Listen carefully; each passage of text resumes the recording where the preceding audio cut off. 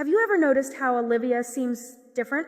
Her mom's crying her eyes out next to her. Olivia's just sitting there as if she's made of stone. It's almost eerie how detached she is. You know, she was hurt so bad that she was not able to recover. That is just terrible. Oh, it's okay. It's terrible.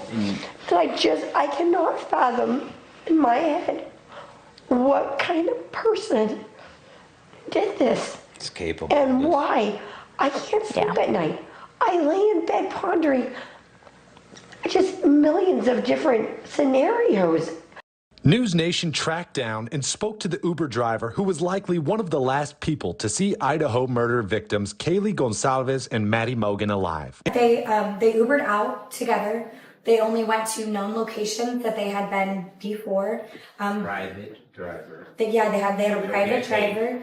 I apologize. There was a private driver. Her sister Kaylee had passed away only a month before, yet here she was, calm as could be, even managing small laughs during the interview.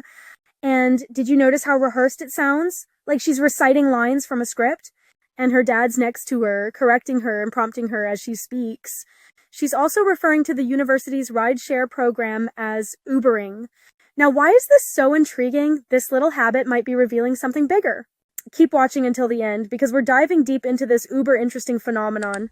That they had actually used before, so they knew him. They had a relationship with this individual. We knew him as a family member, and he really helped us. Yeah. He turned us on to the food truck stuff. Yeah. He's a great person. Good people. And then only went to known locations with known people, traveled only together on well-lit, known streets to get food before taking a private ride from the same individual who had picked them up home to go eat after a night of drinking, being 21, Ubering out, Ubering home with your friend. They were totally chaperone. And then going to bed. And they were doing everything the way that you tell your kid to go. You know, don't be two girls all by yourself.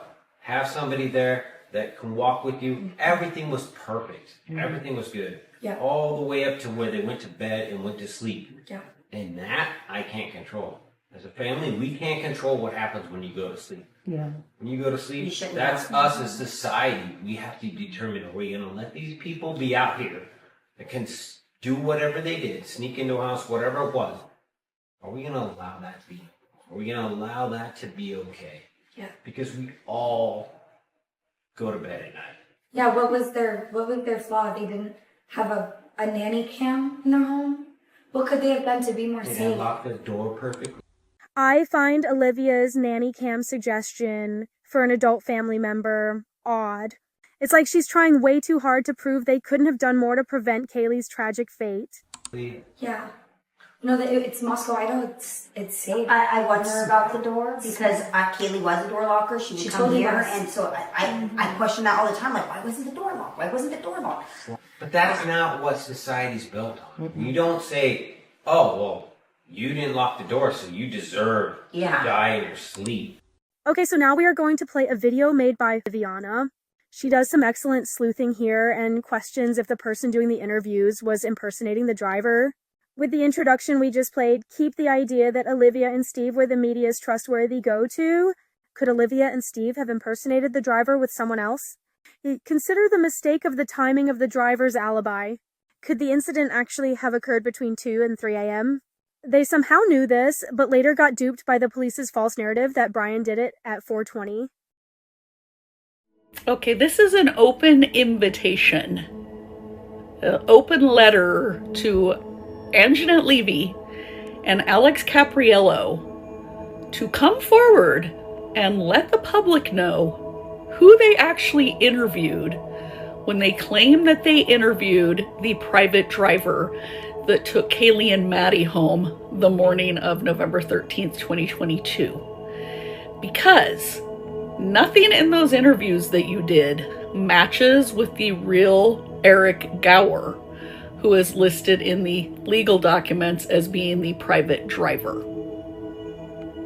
So if you could possibly let us know, did you check ID Did you match up that it was actually this person talking to you?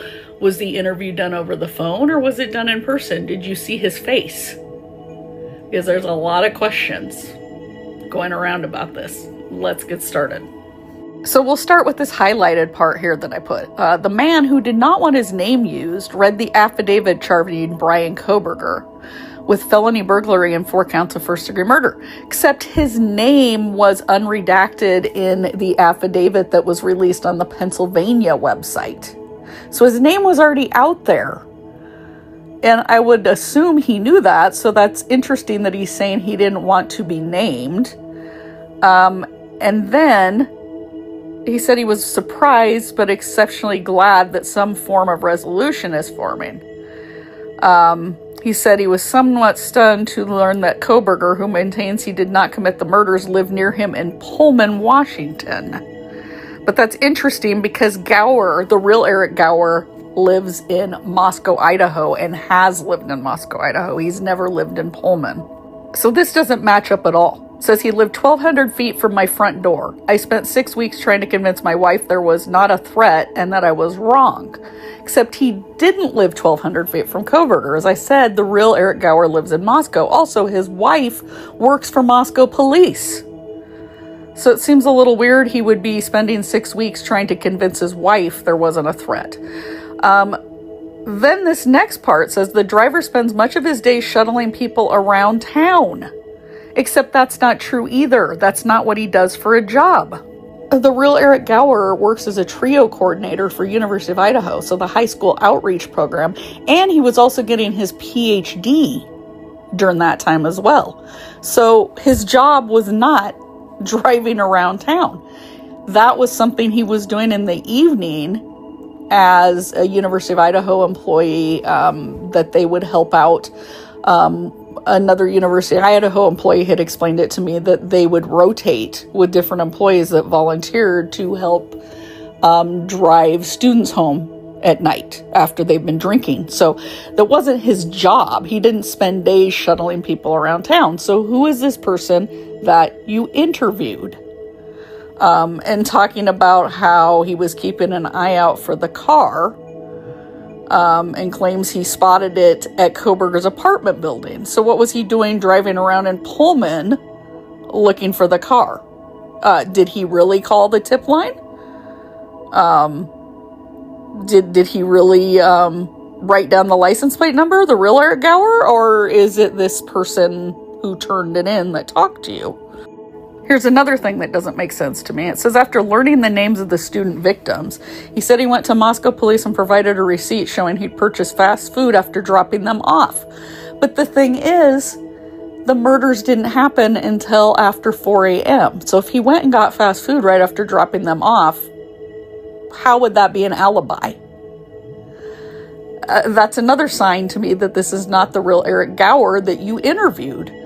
It sounds like this person was just using things that were in the news before the affidavit actually came out. And so it sounds like this person really believed the murders took place right after the girls got dropped off and not what we learned when the affidavit came out, that it actually happened after 4 a.m. The next thing that's a red flag is he says for sometime afterward he felt guilt because he had driven Mogan and Gonsalves home that night, only to learn days later that they had been killed. How did he only learn that days later when his wife works for Moscow police? You would think that this is something he would have known about immediately. Also, he's an employee of University of Idaho, which means he also would have gotten the vandal alert text message, because not just students get that, employees get that too. And all staff would have had messages going out to them about how to handle classes and everything else for the upcoming week. So again, doesn't sound like this is the real Eric Gower you talked to. So Alex, who did you really talk to? Because you didn't post a face, you didn't even use an altered voice, nothing. For all we know, you could have made that up. And no, I'm not accusing you of that. I believe you really did speak to someone, but I don't believe you spoke to the real Eric Gower. I think you and Anjanette Levy, who wrote the print articles, got duped by somebody.